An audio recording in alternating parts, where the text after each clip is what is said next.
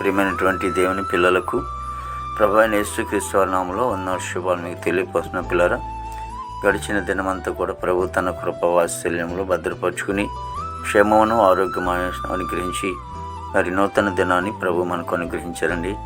2024 సంవత్సరం 12వ నెల 4వ దినాన్ని ప్రభు మనకు అనుగ్రహించి మరి రోజు దేవుని వాక్యము యోదయ దేశపు బెత్లెహేములో యేసు పుట్టెను. మత్తయి రాసిన సువార్త 2వ అధ్యాయము 1వ వచనం. యేసుక్రీస్తు ప్రభువారు మనందరి కొరకు ఎక్కడ పుట్టాడు అనేది ప్రాంతం అనేది ఇక్కడ తెలియపరుస్తూ ఉంది. కాబట్టి యోదయ దేశపు బెత్లెహేములో మరి యేసు ప్రభువారు జన్మించారని మరి లేఖనం సెలవిస్తుంది. ఈరోజు బెత్లెహేములో కాదు కానీ నీ హృదయంలో యేసు పుట్టితే ఎంతో సంతోషం, ఆనందం. మరి క్రిస్మస్ అంటేనే సంతోషం, ఆనందం. మరి ఈ ఆనందం, గొప్ప సంతోషం నీ హృదయంలో ఎల్లప్పుడూ ఉండాలంటే యేసు ప్రభు నీలో పుట్టాలి. నీ జీవితానికి గొప్ప ఉన్నాడు. దేవుని బట్టి, తనకున్న ఆస్తిని బట్టో, లేకపోతే ఆ ధనాన్ని బట్టో, లేకపోతే బంగ్లాలను బట్టో, లేకపోతే ఏదేదో కాదు కానీ ప్రభువులో ఉన్నందుకు అతడు మరి అతిశయపడుతున్నాడని లేఖనం సెలవిస్తుంది. మరి నువ్వు ఎలా చేస్తూ ఉన్నావు? నువ్వే దిశలో ఉంటున్నావు?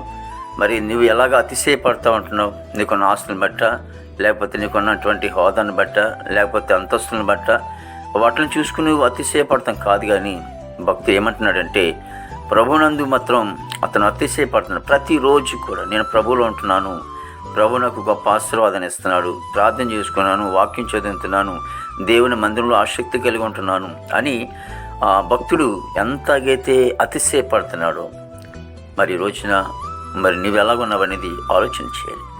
ఒకవేళ లోక సంబంధిగా నువ్వు అతిశయం కాదు కానీ దేవుని యందు నువ్వు అతిశయం కలిగి ఉంటే దేవుడు నేను గొప్పగా ఆశీర్వదిస్తాడు. ప్రార్థన చేద్దాం. ప్రేమగల తండ్రి, కృపలేసు నీకు స్తుతులు చెల్లిస్తున్నాం ప్రభు. గొప్పది నీకు వందనాలు.